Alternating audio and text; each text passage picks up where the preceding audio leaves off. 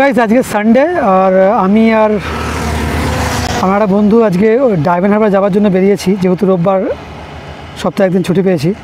আর এমনিতে বাইরে খুব একটা বেরোনো হচ্ছে না, তাই আমার দম বন্ধ হয়ে আসছে, তাই বেশি দূরে তো যাওয়া যাবে না, দীঘা বা পুরী। তাই এই ডিএইচ রোড ধরে ডায়মন্ড হারবার যাচ্ছি। জোকা থেকে খানিকটা এগিয়ে এসে এখানে একটা মন্দিরে, তাই এখানে দাঁড়ালাম। মন্দিরটা হচ্ছে স্বামীনারায়ণ মন্দির। তো এই স্বামীনারায়ণ মন্দিরের সামনে দাঁড়ালাম। জায়গাটা খুবই সুন্দর, কিন্তু এখানে আমার একটা বাজে এক্সপিরিয়েন্স আছে। সেটা হচ্ছে কি, মন্দিরে একবার এসেছিলাম, এখানে ফোন টোন জমা দিয়ে ঢুকতে হয়। এমনি মন্দিরটা সুন্দর, কিন্তু খারাপ জিনিস একটাই লাগলো, যেটা হচ্ছে ফোন টোন জমা দিয়ে ঢুকতে হয়। আর তোমরা যদি এই আশেপাশে আসো বা কোনো ডায়মন্ড হারবার যাও, যেতে হবে ডায়মন্ড হারবার রোডের ওপর থেকে, মানে এখান থেকেই। তো যদি যাও তো এখান থেকে একবার ঘুরে যেতে পারো, কিন্তু ফোনটা জমা দিতে হয়, এটাই খারাপ ব্যাপার লাগলো। জানি না এখন কি নিয়ম চেঞ্জ করলেও করতে পারে। যদি চেঞ্জ করে থাকে তাহলে ভালো, নাহলে ভেতরে কিছু রেকর্ড ফেকর্ড করতে পারবে না, শুধু গিয়ে মন্দিরটা দেখে আসতে পারবে। তো বাস এটুকুই দেখানোর ছিল। এবার আমরা আবার বেরোচ্ছি ডায়মন্ড হারবারের উদ্দেশ্যে।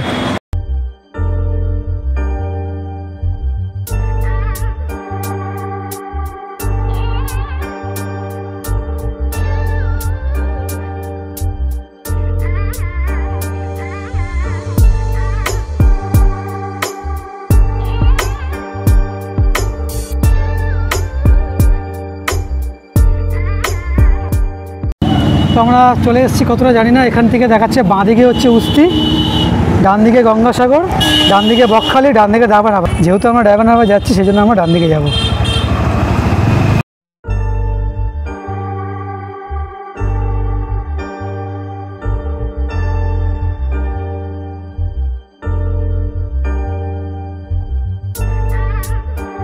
তো আমরা ওইখান থেকে এসে জাস্ট কিছুটা এসে এখানে দাঁড়িয়েছিলাম, জাস্ট এপারে আসলাম এখন।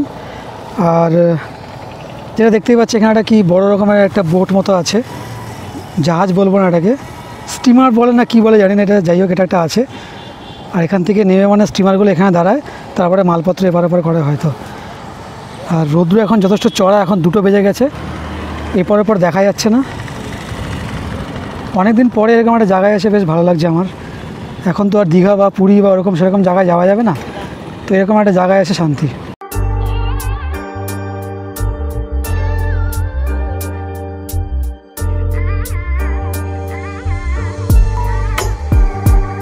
এখানে প্রচণ্ড রৌদ্র, তাই গাছের ছায়া থেকে একটু এগিয়ে যাচ্ছি আমরা।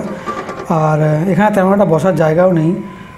আর একটা লোক বললো যে সামনের দিকে বসার জায়গাও আছে, মানে এখান থেকে আরও কিছু এগিয়ে গেলে সামনের দিকে বসার জায়গাও আছে, শেল্টারযুক্ত। আর দোকানপাটও সামনের দিকেই আছে, এখানে তেমন একটা কিছু নেই।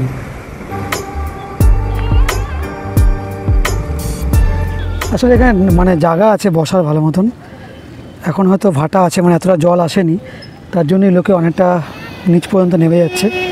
কিন্তু আমরা নামবো না, জুতোগুলো আছে, কাদা ফাদা লেগে যেতে পারে। আর ওই দূরে কিছু লোক ওখানে বসে বসে মাছ ধরছে, জানি না মাছ এখানে ওঠে কিনে আদৌ, হয়তো ওঠে, তার জন্য বসে আছে। অনেকেই বেশ একটার পর একটা স্ল্যাব, মানে দূরে দূরে দূরে দূরে বসে বসে মাছ ধরছে এই স্ল্যাবগুলোতে।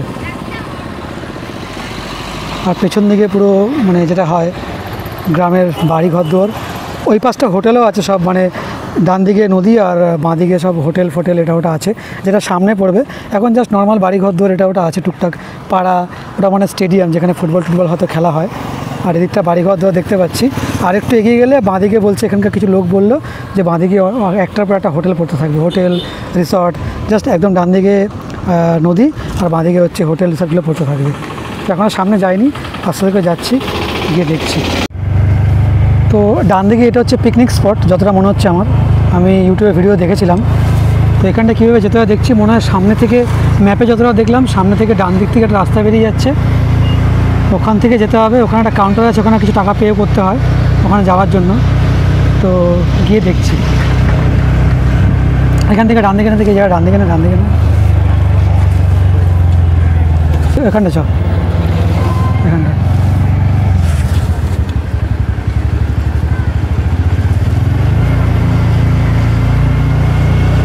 এখানে পে করতে হবে। দাদা কত দাদা? এটা পিকনিক স্পট বলে নাকি?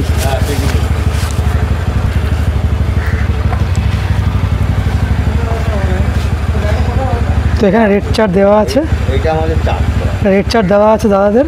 আর এখানে আসলে গাড়ি পার্কিং আর দুজন বা একজনের উপর ডিপেন্ড করে না কজন আসছে? না না, কজন আসছে মাথা পিছু 10 টাকা। ও মাথা পিছু 10 টাকা। সব ক্ষেত্রে মাথা পিছু 10 টাকা, আর গাড়ির পার্কিং আলাদা প্রত্যেকটা। বাইকে পার্কিং 10 টাকা। মাথা পিছু 10 টাকা আর বাইকের পার্কিংয়ের 10 টাকা। তার মানে আমরা দুজন আছি 20 টাকা, আর স্কুটির জন্য 10 টাকা, 30 টাকা নিল আমাদের। স্কুটিটা ওইখানটায় রাখবো, আমরা ছাড়া কেউ নেই এখানে। কিছু লোক আছে যারা হতে পারে লোকাল, আমরা একদমই দুপুর এসে গেছি। তো না, অনেকেই এসছে, আচ্ছা যারা গাড়ি ফাড়ি নিয়ে এসছে বা 4 চাকা নিয়ে এসছে তারা ওই জায়গাটা রেখেছে।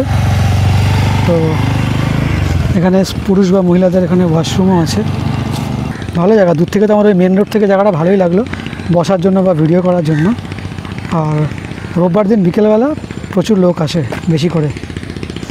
সবই ভিডিও দেখেছি, আমি নিজস্ব কোনো এক্সপিরিয়েন্স নেই, প্রথম আসছি আমি। গাইজ, এটাই হচ্ছে সেই পিকনিক স্পট যেখানে ডায়মন্ড হারবারে আসলেই সবাই চলে আসে। আর এটা একটা নদীর ধারে সাধারণ একটা ছোটো মাঠ, যেখানে বসার সিট করা আছে, বাচ্চাদের জন্য দোলনা রাখা আছে।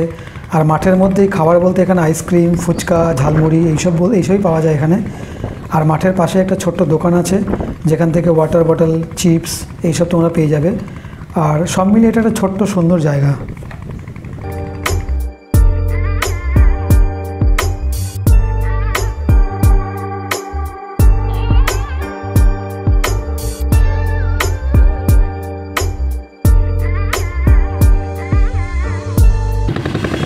তো আমরা ওইখান থেকে এসেছি, ওইখান থেকে এসে এই সাইড দিয়ে ডান দিকে একটা রাস্তা বেরিয়েছি। এখানে কিছু পেমেন্ট করতে হয়, পেমেন্ট করে এইখানটায় জাস্ট স্কুটিটা রেখে দিয়ে এখানটায় এসেছি। এখানে লম্বা একটা বসার জায়গা আছে, আর পার্ক, দোল্লা ফোল্লা, এটা একটা বসার জায়গা আছে, অনেকে বসেও আছে এখানে।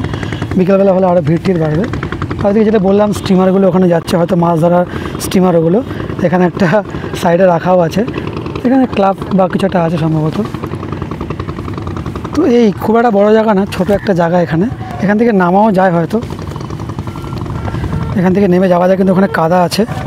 আর জোয়ার হলে সম্ভবত জল এখানে চলে আসে, যেটাকে এখানকার লোকেরা বললো জোয়ার হলে এখানে জল চলে আসে। আর এইটুকুই, এই ছোট্ট জায়গা একটা। তো আমরা যে টিকিটটা এখানে কেটে ঢুকেছিলাম সেটা হচ্ছে গিয়ে এটা হচ্ছে কি প্রত্যেক মাথা পিছু 10 টাকা করে কাটতে লাগে। আর যদি স্কুটি বা বাইক নিয়ে আসো তার জন্য 10 টাকা করে এটার জন্য লাগে। তো আমরা যেহেতু দুজনে এসেছি তার জন্য এটা দুটোর জন্য, আমার দুজনের জন্য। আর স্কুটি নিয়েছি বলে, মানে স্কুটি নিয়ে এসেছিলাম বলে এটার জন্য, মানে এটা ভেহিকেলসের জন্য।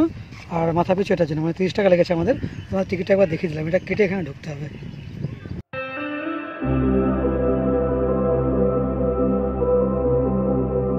ওই জায়গাটা অনেকে যায়, ভিডিওতে আমি দেখেছি অনেকে ওই জায়গাটা যায়, মানে এই পেছন দিক দিয়ে গিয়ে ওইখান দিয়ে গিয়ে ওইখানে অনেকে যায়।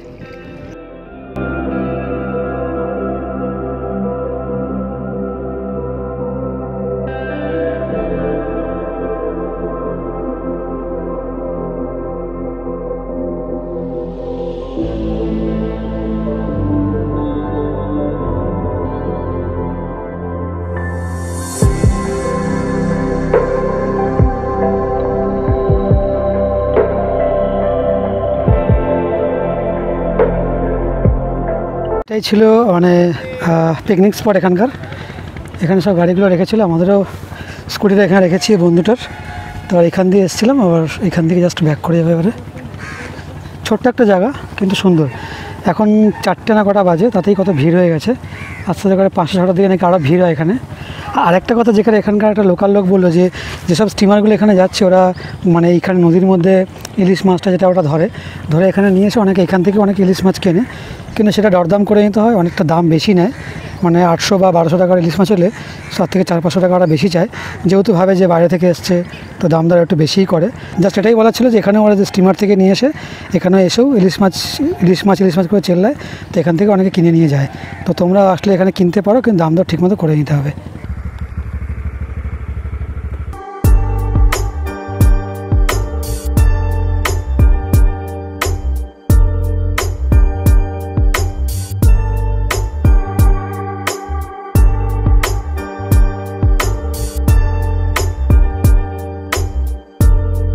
তো আমরা পিকনিক স্পটটা ওইদিকে ছিল, পিকনিক স্পটটা থেকে ঘুরে আমরা এদিক থেকে এরকমভাবে আসলাম।